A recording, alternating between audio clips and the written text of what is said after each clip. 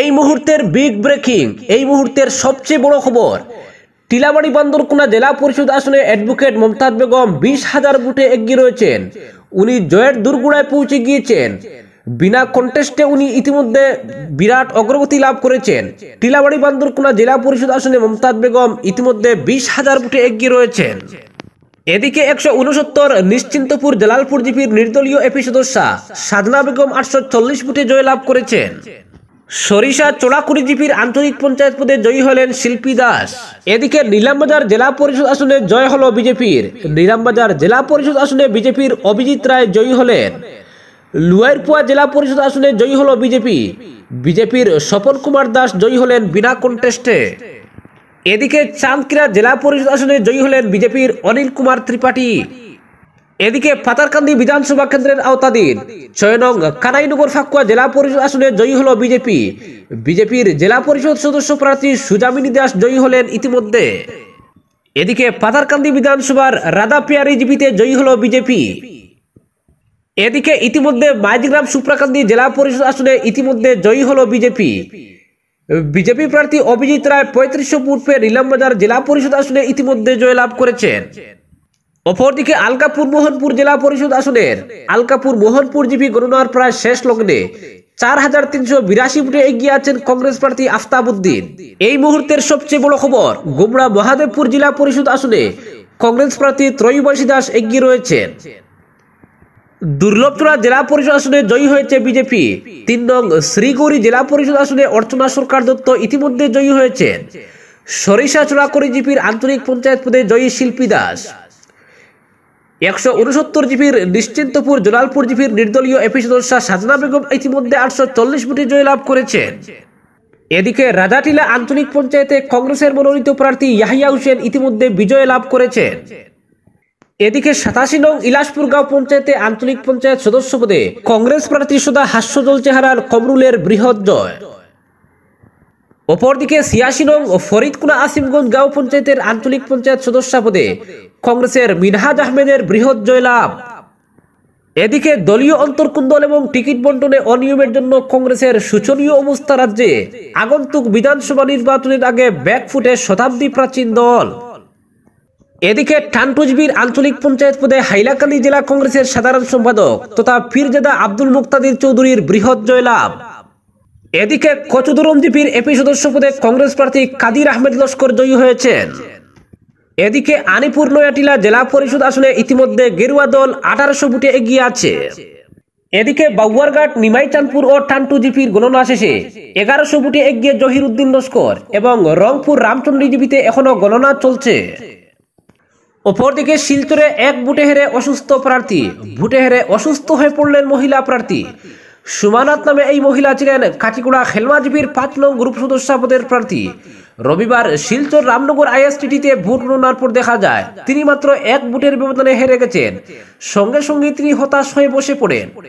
অন্যান্যরা তাকে ধরে গণনা কক্ষের বাইরে নিয়ে এসে খোলা জায়গায় বসিয়ে রাখেন। বসে থাকা অবস্থায় তিনি অচেতন হয়ে পড়েন। এরপর তাকে গণনা কেন্দ্রের মেডিকেল ইউনিটের লোকেরা কিছুক্ষণ পরিচর্যা করলেও চেতনা ফেরেনি। এই অবস্থায় চিকিৎসার জন্য তাকে পাঠানো হয় মেডিকেল কলেজ হাসপাতালে। অপরদিকে পঞ্চায়েত নির্বাচনে একেবারে কংগ্রেস শূন্য লক্ষ্মীপুর। নির্বাচনের আগে 4টি জেলা পরিষদের মধ্যে বিনা প্রতিদ্বন্দ্বিতায় 2টি আসনে বিজয় হাসিল করার পর বাকি 2টিও বিজেপির খাতায় চলে গেল, অর্থাৎ 4-এ 4 বিজেপি। পালরবন দেওয়ান এবং বিন্নাকান্দি বুমনহিল জেলা পরিষদের বিজেপি প্রার্থী যথাক্রমে দেবজ্যোতি বাউরি ও কিষান রিকিয়াসন বিপুল ভোটে জয়ী হন। দেবজ্যোতি বাউরি পেয়েছেন 19,987 ভোট এবং কংগ্রেস প্রার্থী মনোজ গোলার জুলিতে পড়ে মাত্র 4060টি ভোট। কিষান রিকিয়াসনের প্রাপ্ত ভোট 20,618। তার বিপরীতে কংগ্রেস প্রার্থী রাহুল পান্ডে পান মাত্র 4,656 ভোট। এদিকে 31টি আঞ্চলিক পঞ্চায়েত সদস্য পদের মধ্যে 19টি বিনা প্রতিদ্বন্দ্বিতায় জয়লাভ করেন বিজেপি প্রার্থীরা। লক্ষ্মীপুরে মোট 12টি জিপির আঞ্চলিক পঞ্চায়েত সদস্য পদে নির্বাচন অনুষ্ঠিত হয়। এর মধ্যে 10টি জিপিতে শাসক দলের প্রার্থী নির্বাচিত হলেও 2টি জিপিতে কংগ্রেস পার্টির মনোনীত প্রার্থীরা নির্বাচিত হয়েছেন। এরা হলেন লালপানি জিপির কংগ্রেসের এপি সদস্য প্রার্থী খাদিজা বেগম বড়ভুইয়া। তিনি তার নিকটতম প্রতিদ্বন্দ্বী প্রার্থী অগপর রুবিনা ওয়াহিদ লস্করকে 274 ভোটে পরাজিত করে নির্বাচিত হয়েছেন। ত্রিমুখী লড়াইয়ে তিনি পেয়েছেন 1576 ভোট। অগপ প্রার্থী রুবিনা ওয়াহিদ লস্কর পেয়েছেন 1302 ভোট এবং নির্দল প্রার্থী আবিদা খানম পেয়েছেন 788 ভোট। বাতিল হয়েছে 364টি ভোট।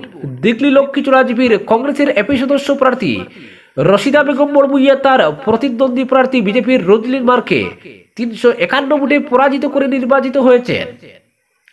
তিনি পেয়েছেন 1444 ভোট এবং রোজলিন মার পেয়েছেন 1093 ভোট। কনকপুর দলইচূড়া জিপির কংগ্রেসের এপি সদস্য প্রার্থী আসাদুর রহমান মজুমদার হাড্ডাহাড্ডি লড়াইয়ের পর মাত্র 30 ভোটে বিজেপি প্রার্থী পরিমল দেবনাথের কাছে পরাজয় বরণ করেছেন। এদিকে 31টি জিপির 310টি গ্রুপ সদস্য পদের মধ্যে 150টি পদে বিনা প্রতিদ্বন্দ্বিতায় জয়লাভ করেছেন জিপি সদস্যরা। ফুলের তোল মার্কুলিন জিপির 8 নম্বর গ্রুপে কোনো মনোনয়ন জমা পড়েনি। নির্বাচন হয় 159 জন গ্রুপ সদস্য পদের। উল্লেখ্য, গ্রুপ সদস্য হিসেবে সকল প্রার্থী নির্দল হিসেবে নির্বাচনে লড়েছেন, তবে তাদের বেশিরভাগই বিজেপি সমর্থক বলে চর্চায় রয়েছে। উল্লেখ্য, গ্রুপ সদস্য প্রার্থীদের মধ্যে দিলখুশ জিপির প্রাক্তন আঞ্চলিক পঞ্চায়েত সদস্য চান্দা রেকি আসন বিজয়ী হয়েছেন। বিন্নাকান্দি লক্ষ্মীপুর জিপির প্রাক্তন জিপি সভাপতি কান্ত সিংহের পুত্রবধূ রবিলা দেবী 10 নং ওয়ার্ড থেকে বিজয়ী ঘোষিত হয়েছেন। অপরদিকে পঞ্চায়েত নির্বাচন, আসামের জনতা ফের আস্থা রেখেছেন উন্নয়নের প্রতি, বলেন বিজেপির প্রদেশ সভাপতি দিলীপ শইকিয়া। ত্রিস্তরীয় পঞ্চায়েত নির্বাচনের ভোট গণনায় ভারতীয় জনতা পার্টি নেতৃত্বাধীন এনডিএ রাজ্যের প্রায় সব জেলায় বিপুল হারে এগিয়ে। রবিবার সকাল 8টা থেকে পঞ্চায়েত নির্বাচনের গণনা শুরু হওয়ার পর থেকেই বিজেপি এবং এনডিএ প্রার্থীরা রাজ্যের বিভিন্ন স্থানে এগিয়ে আছে। এখনো পর্যন্ত ভোট গণনা পরিসংখ্যানের ভিত্তিতে বিজেপি তথা এনডিএ জেলা পরিষদ এবং আঞ্চলিক পঞ্চায়েতে বিপুল সংখ্যক আসন জয়ের পথে। এতে গ্রাম আসাম থেকে শক্তিশালী জনমতের ইঙ্গিত করছে। সরকারিভাবে সার্বিক চূড়ান্ত ফলাফল ঘোষণা না হলেও বিজেপির প্রদেশ সভাপতি তথা সাংসদ দিলীপ শইকিয়া রাজ্যের জনগণের প্রতি গভীর কৃতজ্ঞতা প্রকাশ করেছেন। তিনি বলেন, আসামের মানুষ আবারও এনডিএর উপর আস্থা রেখেছেন। ভোটারদের এই সমর্থনকে অসাধারণ এবং অভূতপূর্ব বলে অভিহিত করেছেন দিলীপ শইকিয়া। মিত্রজোটের শক্তিশালী পারফরমেন্সের কৃতিত্ব প্রধানমন্ত্রী নরেন্দ্র মোদী এবং মুখ্যমন্ত্রী হিমন্ত বিশ্ব শর্মার নেতৃত্বে পরিচালিত উন্নয়নমূলক কাজকে দিয়েছেন দলের প্রদেশ সভাপতি দিলীপ। এছাড়া মুখ্যমন্ত্রী ডক্টর হিমন্ত বিশ্ব শর্মা, কেন্দ্রীয় মন্ত্রী সর্বানন্দ সোনোয়াল, কেন্দ্রীয় মন্ত্রী পবিত্র মার্গারিটার মতো শীর্ষ নেতাদের ভূমিকাকেও পঞ্চায়েত নির্বাচনে সাফল্যের কৃতিত্ব দিয়েছেন তিনি।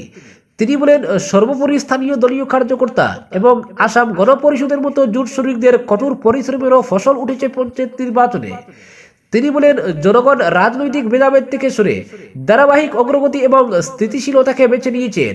বলেন, এই ফলাফল তৃণমূল পর্যায়ে গণতন্ত্রকে শক্তিশালী করা এবং গ্রামাঞ্চলে উন্নয়ন ত্বরান্বিত করতে জনগণের আকাঙ্ক্ষাকে প্রতিফলিত করে। তিনি আরো বলেন, এই নির্বাচনে যে সমর্থন দেখা যাচ্ছে তা জাতি সম্প্রদায় এবং আঞ্চলিক সীমানা পেরিয়ে গেছে। প্রদেশ সভাপতি শইকিয়া আশ্বাস দিয়েছেন, বিজেপির সংকল্পপত্রে প্রদত্ত সমস্ত প্রতিশ্রুতি ধাপে ধাপে এবং সময়সীমার মধ্যে পূরণ করা হবে। পঞ্চায়েতি রাজ ব্যবস্থার প্রতি দলের অব্যাহত অঙ্গীকারের উপর জোর দিয়ে দিলীপ শইকিয়া বলেন, গ্রামাঞ্চলের অগ্রগতি এবং অন্তর্ভুক্তিমূলক শাসনের উপর জোর দেওয়া হবে। উল্লেখ্য, 2018 সালের পঞ্চায়েত নির্বাচনে বিজেপি 212টি জেলা পরিষদ আসন এবং 1025টি আঞ্চলিক পঞ্চায়েত আসন জিতেছিল। শরিক অগপ যথাক্রমে 19টি এবং 118টি আসন পেয়েছিল। এবার বিজেপি নেতৃত্বাধীন জোট আরো ভালো ফলাফল করবে বলে আশাবাদী দিলীপ শইকিয়া। অপরদিকে উগ্র হিন্দুত্ববাদীদের ঘৃণ্য আক্রমণের মুখে ভারতের বিদেশ সচিব বিক্রম মিশ্রি, যিনি পাক ভারত সংঘর্ষের আবহে দায়িত্বশীল ভূমিকা পালন করে দেশ এবং বিদেশে নজর কেড়েছেন, তার পরিমিত বিবৃতি নজর কেড়েছে গোটা দুনিয়ার। যদিও তিনি রেহাই পাননি নিজের দেশের কিছু মানুষের কাছ থেকে। উগ্র দেশপ্রেমীদের ঘৃণ্য আক্রমণের সামনে রবিবার নিজের এক্স হ্যান্ডেল বন্ধ করতে রাখতে বাধ্য হয়েছেন তিনি।